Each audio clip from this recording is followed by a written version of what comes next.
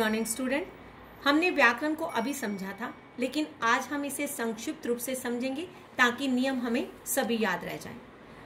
सबसे पहले था समास।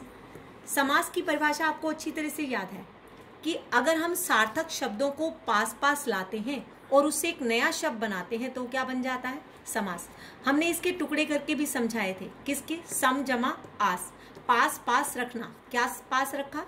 सार्थक शब्द, उससे क्या बनाया? नया शब्द, और नए शब्द से क्या बना? समास। अब ये परिभाषा हमें समझ में आ गई। अब इसके भेद। अव्ययी भाव समास के अंदर क्या था? अवयव प्रधान थे। अवयव में क्या था? आ, बा, बे, यथा और भर। जहां पर अवयव प्रधान होता है वहां पर अव्ययी भाव समास माना जाता है।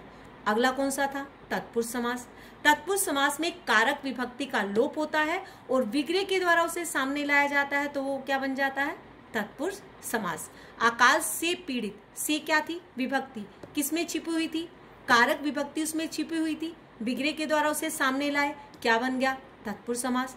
द्विगु सबसे आसान था। इसमें क्या था? संख्या प्रधान, अर्थात जिसमें पहला शब्द जो था काउंटिंग से रिलेटेड हो, संख्या से रिलेटेड हो, तो वहां पर द्विगु समास होता है।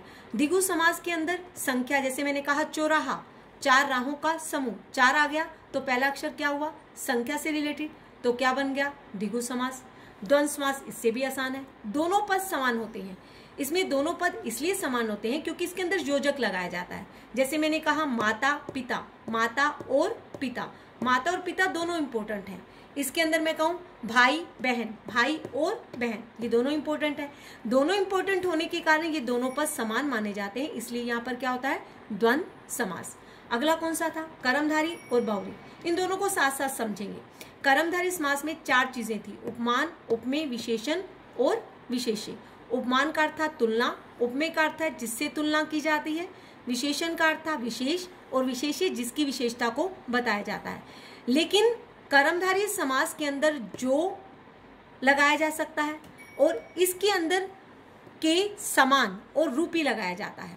जैसे मैंने कहा कमल नयन, कमल के समान नयन, यहाँ पर जो के समान और रूपी शब्दों का प्रयोग किया जाता है, इसलिए वो कर्मधारी समास है। और बहुव्रीहि समास के अंदर एक अलग संज्ञा को पैदा किया जाता है जहां पर देवताओं का नाम होता है। जैसे मैंने कहा श्वेतांबर, श्वेत है अंबर जिसका, यहाँ पर जिसका आ गया तो श्वेत वस्त्र को देखकर, श्वेत वस्त्र को देखकर मैंने उसकी विशेषता को समझा कि ये माँ सरस्वती है। ये संज्ञा जो है उसकी विशेषता को देखकर मानी जाती है, अर्थात संज्ञा को दिखाया जाता है, तो वो बहुव्रीहि समास माना जाता है।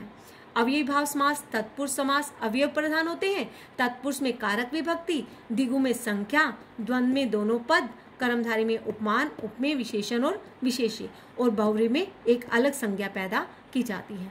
तो ये समास मैंने संक्षिप्त रूप में आपको समझाए। ये मैंने अभी समझाए थे, इसलिए मैंने इसे संक्षिप्त रूप में समझाए ताकि आपको नियम याद आ जाए। फिर हमने समझा था अलंकार। इसमें हमने समझा था कि उपमा अलंकार क्या होता है। उसमें तुलना की जाती है किसी गुण की, किसी वस्तु की। तुलना के अंदर सा, से और सी शब्दों का प्रयोग किया जाता है, वहां पर उपमा अलंकार होता है। उपमा अलंकार में किसी वस्तु की भी तुलना की जा सकती है, किसी गुण की भी तुलना की जा सकती है। इसमें उपमान और उपमेय होता है, अर्थात तुलना और जिससे तुलना की जाती है। लेकिन इसके अंदर एक पहचान होती है कि सा, से, सी, अर्थात उससे तुलना की जा रही है, तो इन शब्दों का प्रयोग उपमा अलंकार में लगाया जाता है। और मानवीकरण अलंकार क्या होता है? प्रकृति का वर्णन किया जाता है। लेकिन वर्णन तो प्रकृति का होता है, लेकिन क्रियाकलाप क्या करते हैं? मानव करते हैं। मानव उस चीज को महसूस करता है प्रकृति के अंदर, इसलिए वहां पर मानवीकरण अलंकार माना जाता है। यहाँ पर मानवीय क्रियाकलापों का आरोहण प्रकृति के द्वारा होता है, वहां मानवीकरण अलंकार होता है। जहां पर मानवीकरण अलंकार में जहां पर प्रकृति का वर्णन हो वहां पर मानवीकरण अलंकार माना जाता है। ये सबसे आसान होता है बच्चे। अगर जहां पर प्रकृति का वर्णन हम देते हैं, बादल का वर्णन देखते हैं, पर्वत का वर्णन देखते हैं, पर्वत प्रदेश में पावस हमने पढ़ा, पूरी कविता मानवीकरण अलंकार से संबंधित थी। अगला अलंकार है रूपक अलंकार। रूपक अलंकार में क्या होता है? उपमान और उपमेय में एक रूपता होती है। यहाँ पर जिससे तुलना की जाती है वहां पर उसको उसके समान माना जाता है। चरण कमल बंदो हरिराई, यहाँ पर योजक चिन्ह लगाया जाता है, यहाँ पर इसको इसके समान माना जाता है, वहाँ पर रूपक अलंकार होता है।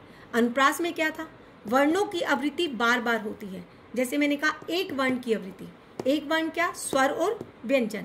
जैसे मैंने कहा तरनी, तनुजा, तट, तमाल, तरवर, बहुचाय, किस वर्ण की आवृत्ति है, ता वर्ण की आवृत्ति बार बार की गई है, इसलिए यहाँ पर क्या है, अनुप्रास अलंकार। और यमक में क्या था, दोनों शब्द, दो शब्द होते हैं, दोनों का अर्थ भिन्न भिन्न होता है।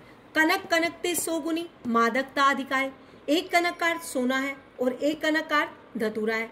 यहाँ पर दो शब्द होते हैं और दोनों का अर्थ भिन्न भिन्न होता है, वहां पर यमक अलंकार होता है। लेकिन श्लेष अलंकार में क्या होता है, इसका अर्थ चिपकना होता है। इसमें दो शब्द होते हैं और दोनों का अर्थ भिन्न भिन्न होता है। इसमें एक ही शब्द होता है, रईमन पानी राखिए, बिन पानी सब सून, पानी गए ना उबरे, मोती मानुष चूर।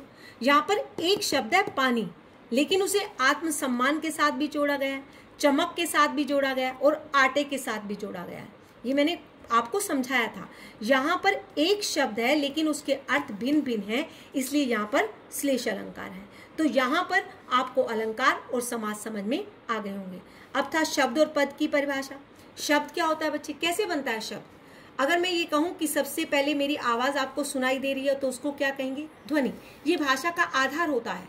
फिर उसके बाद क्या हम सीखते हैं, वर्ण। वर्ण में क्या आता है, स्वर और व्यंजन। जब हम स्वर और व्यंजन सीख जाते हैं तो वो क्या बन जाते हैं, शब्द। वर्णों के सार्थक समूह को क्या कहा जाता है, शब्द। जब हम वर्ण को इकट्ठा कर देते हैं, उसे सार्थक बना देते हैं, तो वो क्या बन जाते हैं, शब्द। तो शब्द की परिभाषा क्या हुई, वर्णों के सार्थक समूह को शब्द कहते हैं। पद क्या होते हैं बच्चे, जब शब्द वाक्य में प्रयुक्त हो जाता है तो वो स्वतंत्र नहीं होता है, वो कई व्याकरणिक इकाइयों के साथ जुड़ जाता है, कारक विभक्तियों के साथ जुड़ जाता है, तो व्याकरणिक नियमों के साथ जुड़ जाता है, तो वो पद बन जाता है। वाक्य में प्रयुक्त जो शब्द होता है वो क्या कहलाता है, पद कहलाता है। अब मैंने सारी व्याकरण को जो पीरियोडिक टेस्ट में आनी है वो आपको एक संक्षिप्त रूप में उसके नियम बता दिए हैं। यहाँ पर कोई बात समझ में ना आए तो आप मुझसे पूछ सकते हैं। Thank you very much.